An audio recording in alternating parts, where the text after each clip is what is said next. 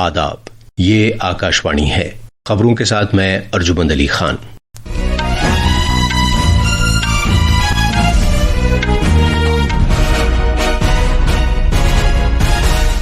وزیر اعظم نریندر مودی نے برکس کی ایک میٹنگ میں کہا کہ کسی بھی ملک کو اہم معدنیات، تکنیک یا سپلائی نظام کو ہتھیار کے طور پر استعمال نہیں کرنا چاہیے۔ وزیر اعظم نے برکس پر زور دیا ہے کہ وہ اجتماعی طور پر AI کے ذمہ دارانہ استعمال کو آگے بڑھائے۔ وزیر دفاع راجناتھ سنگھ نے کہا ہے کہ آپریشن سندور کی کامیابی سے عالمی سطح پر بھارت میں بنائے گئے دفاعی سامان کی مانگ میں اضافہ ہوا ہے۔ سپریم کورٹ میں بہار میں انتخابی کمیشن کی جانب سے 2 فہرستوں پر خصوصی نظر ثانی کے خلاف درخواستوں کی سماعت جمعرات کو ہوگی۔ موسمیات محکمے نے آج چھتیس گڑھ، مشرقی مدھیہ پردیش، مدھیہ مہاراشٹر اور ودربھ میں انتہائی شدید بارش ہونے کی پیش گوئی کی ہے، اور ومبلڈن ٹینس میں بھارت کے یوکی بھامری امریکہ کے اپنے ساتھی کھلاڑی کے ساتھ آج شام مردوں کے ڈبلز کے تیسرے راؤنڈ میں کھیلیں گے۔ اب خبریں تفصیل سے۔ وزیر اعظم نریندر مودی نے کہا ہے کہ کسی بھی ملک کو اپنے خود کے فائدے کے لیے اہم معدنیات، تکنیک اور سپلائی نظام کو ہتھیار کے طور پر استعمال نہیں کرنا چاہیے۔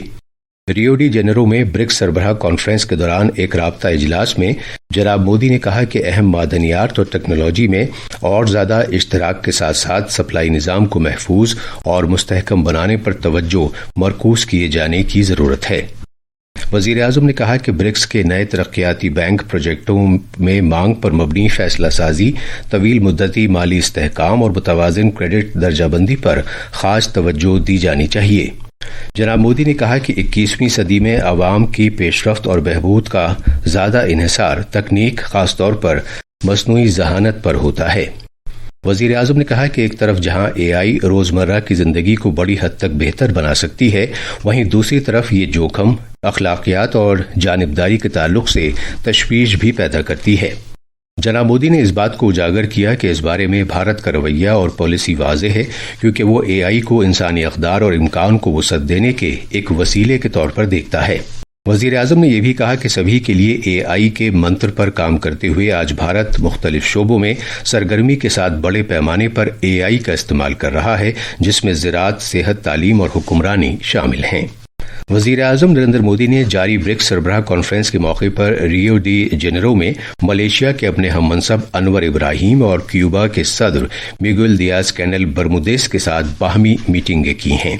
ملیشیا کے وزیر اعظم کے ساتھ جناب مودی نے دفاع، انسداد دہشت گردی، تعلیم، تجارت اور سرمایہ کاری اور ادویات سمیت بھارت ملیشیا جامع کلیدی ساجھیداری کے مختلف شعبوں میں پیش رفت کا جائزہ لیا۔ کیوبا کے صدر کے ساتھ وزیر اعظم نے اقتصادی تعاون، بائیو ٹیکنالوجی، آیوروید، روایتی طریقہ علاج اور UPI سمیت بھارت کیوبا تعلقات کے مختلف پہلوؤں پر تبادلہ خیال کیا۔ اقتصادی تعلقات کے سیکریٹری دمو روی نے کہا ہے کہ 2 روزہ برکس سربراہ کانفرنس تیزی سے بدلتے ہوئے عالمی حالات و واقعات کے تناظر میں اور زیادہ اہمیت اختیار کر گئی ہے۔ ریو ڈی جنیرو میں میڈیا کو جانکاری دیتے ہوئے جناب روی نے کہا کہ وزیر اعظم نریندر مودی کا دورہ اور بھی زیادہ اہمیت کا حامل ہے، کیونکہ بھارت برکس کی اگلی سال صدارت سنبھالے گا۔ جناب روی نے اس بارے میں بھی مطلع کیا کہ وزیر اعظم مودی نے اس بات کو اجاگر کیا ہے کہ برکس ایک کثیر قطبی دنیا کو سمت عطا کرنے میں ایک اہم رول ادا کر سکتا ہے۔ He reiterated that the global organizations of the 20th century lacked the capacity to deal with the challenges of the 21st century, and therefore he underscored the importance of reforming the multilateral organization. He called for a multipolar and inclusive world order and stated that the global governance institution must undergo urgent reform to reflect the contemporary realities and times. BRICS ممالک نے پہلگام کے دہشت گردانہ حملے کی سخت مذمت کی ہے اور ہر طرح کی دہشت گردی سے نمٹنے کے اپنے عزم کا اعادہ کیا ہے، جس میں سرحد پار سے دہشت گردوں کی نقل و حرکت، مالی اعانت اور محفوظ پناہ گاہیں فراہم کرنا شامل ہے۔ برازیل کے ریو ڈی جنیرو میں جاری سربراہ کانفرنس میں برکس اعلامیے میں ممبر ملکوں نے دہشت گردی پر دوہرے معیار کو مسترد کرنے پر زور دیا۔ برکس سربراہ کانفرنس میں امن و سلامتی سے متعلق اجلاس میں وزیر اعظم نریندر مودی نے دہشت گردی کی لعنت کا معاملہ اٹھایا۔ انہوں نے پہلگام کے دہشت گردانہ حملے کی سخت مذمت کرنے اور بھارت کے ساتھ یکجہتی کا اظہار کرنے کے لیے ممبر ملکوں کا شکریہ ادا کیا۔ انہوں نے اس حملے کو بھارت کی روح، شناخت اور وقار پر سیدھا حملہ قرار دیا۔ انہوں نے مزید کہا کہ یہ نہ صرف بھارت پر بلکہ پوری انسانیت پر حملہ تھا۔ انہوں نے دہشت گردی کو بالکل بھی برداشت نہ کرنے پر زور دیا اور مزید کہا کہ دہشت گردوں کے خلاف پابندیاں نافذ کرنے میں کوئی پس و پیش نہیں ہونا چاہیے۔ انہوں نے اس بات کا بھی اعادہ کیا کہ بھارت تنازعات کے حل کے لیے مذاکرات اور سفارتکاری اور عالمی امن کی حصولیابی کے موقف کا پابند ہے۔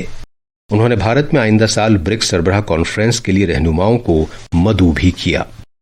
یہ خبریں آکاشوانی سے نشر کی جا رہی ہیں۔ وزیر دفاع راجناتھ سنگھ نے کہا ہے کہ حالیہ آپریشن سندور کے دوران ملک میں تیار کیے گئے بھارتی ساز و سامان نے جس صلاحیت کا مظاہرہ کیا ہے اس سے اندرون ملک تیار کردہ اس کے دفاعی ساز و سامان کی عالمی مانگ میں اضافہ ہو گیا ہے۔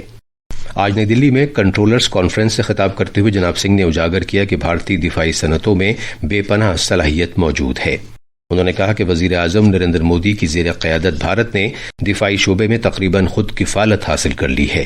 انہوں نے کہا کہ زیادہ تر دفاعی ساز و سامان جو پہلے بیرونی ملکوں سے درآمد کیا جاتا تھا اب ملک میں ہی تیار کیا جاتا ہے۔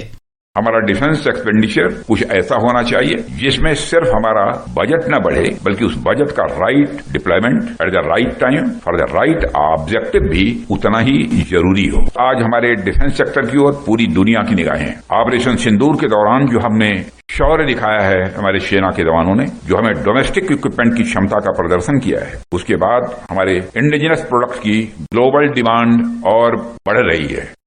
سپریم کورٹ نے ان درخواستوں کی سماعت کرنے سے اتفاق کر لیا ہے جن میں بہار میں ووٹر فہرستوں پر خصوصی تفصیلی نظر ثانی کے انتخابی کمیشن کے فیصلے کو چیلنج کیا گیا ہے۔ اس معاملے کی سماعت جمعرات کو ہوگی۔